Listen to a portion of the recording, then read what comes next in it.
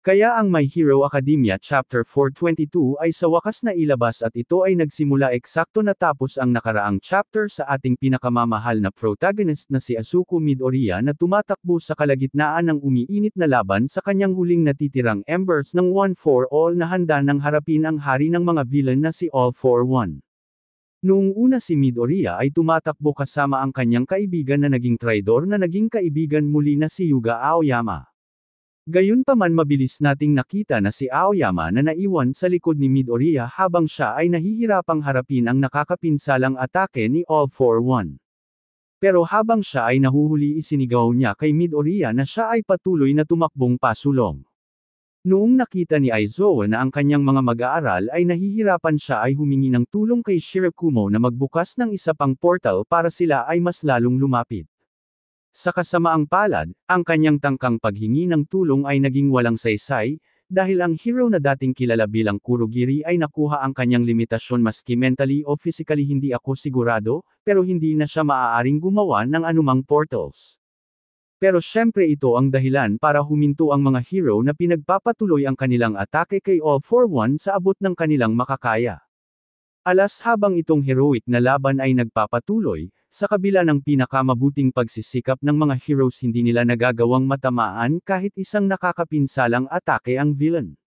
Habang si All for One ay kinukuha ang lahat ng mga atake siya ay naghahandang pakawalan ng buong lakas ng kanyang quirk, pinapakawalan ng lahat ng kanyang ninakaw na quirks ng magkakasabay, tama ito ay Omnifactor Quirk Release. Habang si All for One ay inihahanda itong atake ipinapaliwanag niya na ang bersyon na ito ng kanyang ultimate na atake ay kakaiba kaysa sa panahong ginamit niya ito kay Bakugo, dahil sa mga oras na ito siya ay hindi na na-overcome ng kanyang emosyon. Si Aizawa na nakita ito at ang lahat ng walang silbing pagsisikap ng mga heroes na matamaan si All for One, isinigaw niya sa lahat na ito ay hindi gumagana ang kanilang pangunahing focus ngayon ay magbigay ng malinaw na direktang daan ni Deku para magawa niyang makalapit kay Shigaraki. At tama tinawag niyang itong Shigaraki at hindi All for One. At kaya ginagawa ito ng mga hero, pero sa paggawa nila nito, sila din ay nag-iwan kay All for One ng malinaw at bukas na tira para patamaan si Midoriya. Habang si All for One ay iniipon ang kapangyarihan ng kanyang quirk sa iisang atake, pinakawalan niya itong malakas na energy laser beam direkta sa ating hero, pero sa kasamaang palad para kay All for One si Midoriya ay hindi nag-iisa, bago pa man maaaring matamaan si Midoriya, ito ay mabilis na inilihis at ibinalik ang atake na ito sa kanya ni Hagakure aka Invincible Girl. At hindi lamang ito pero habang si Hagakure ay nagawang mailihis itong atake ginamit ni Yaomomo ang kanyang quirk para gumawa ng isang malaking railgun na binibigyan ng kapangyarihan ni Kaminari gamit ang kanyang kuryente para pakawalan nila ang kanilang sariling inipong laser beam kay All for One. Si All for One ay napuwersang sanggain itong double energy na atake at nagdesisyon na marahil ang iisang naipong super beam ay hindi isang magandang ideya at kaya pinakawalan niya ang cacophony ng kanyang dark energy tentacle kay Midoriya. Sa pagtingin sa paparating na tentacle at siya ay may kamalayan na siya ay hindi masyadong mabilis para maiwasan ang mga ito nang hindi ginagamit ang embers ng One for All mabilis niyang pinaapoy ang kanyang kamay gamit ang kapangyarihan ng One for All at naghahandang smash ang mga tentacle. Bagaman habang ito ay tila ang swerte ay nasa tabi muli ni Midoriya, habang ilang segundo bago niya asakripisyo ang ilan sa kanyang huling natitirang embers, ilang mag-aaral mula sa Class 1A at Class 1B ang tumalon sa harapan ni Midoriya at masmash ang mga papalapit na tentacles sa kanya. Ang mga tumulong na mag-aaral ay isinigaw kay Deku na huwag niyang sayangin ang kanyang kapangyarihan sa bagay na ito at itabi niya ito para kay All for One. Sa tuwing ito ay nangyayari parehong sina Shoji at Froppy ay dumating at hinawakan si Deku gamit ang kanilang quirks at magkasamang nagtulungan para ibato si Deku palapit sa villain. Ito din ay masayang sabihin na habang ang dalawa ay ginagawa ito, hindi lamang natin makikita ang pag-flash ng buong pamilya ni Froppy at ang batang babae na iniligtas ni Shoji noon na pinapanood ang broadcast na ini-cheer sila. Pero habang ang dalawa ay inihahagi si Midoriya pinasalamatan niya ang mga ito pero ang pinaka-importante tinawag niya si Froppy sa kanyang unang pangalan na Suyo.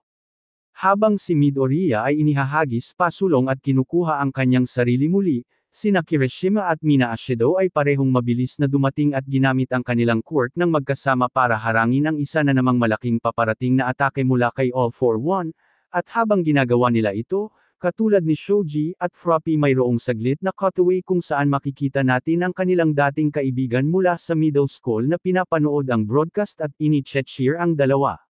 Si All For One na patuloy pa rin ang tangkang tapusin si Midoriya ay natama ng kaunting pagkalito habang hindi niya maintindihan kung bakit marami sa mga heroes na ito na halos hindi makagalaw ay linalampasan ang kanilang limitasyon at ayaw mamatay para tulungan si Midoriya. Pero ang sagot ay biglang mabilis na lumitaw sa kanyang isipan, ang sagot ay ang pinakaunang bagay na sinabi niya kay Midoriya noong una nilang nakita ang isa't isa sa mundo ng Vest Age, si Midoriya ay walang silbi. Hindi tulad ni All Might si Midoriya ay mahina pero sa kabila nito siya ay hindi kailanman tumigil na ibuwis ang kanyang buhay para sa iba, at ito ay nag-inspire sa kanila para gawin ang parehong bagay kahit anuman ang mangyari. At sa pag-alam na ito makakakita pa tayo ng maraming kakampi ni Midoriya na nagmamadaling tulungan siya sa kanyang pagtakbo patungo kay All For One. Makikita natin si Gentle na gumawa ng isang trampoline para sa kanya, hinawakan ni Ada ang kanyang kamay at tinulungan siyang tumakbo, chiner siya ni Death Arms, at kahit si Tokoyami na nasa ganja pa rin kasama si Hawks ay sinabihan siya ng do your best. Ngayong nakita ni All For One si Midoriya na mabilis na lumalapit, itinaas niya ang kanyang kamay at naghahandang pakawalan ng isa na namang nakakapinsalang atake, pero sa oras na ito, habang ginagawa niya ito may dugo ang nagsisimulang lumabas sa butas ng kanyang kamay na nag-iwan sa kanya para magtaka.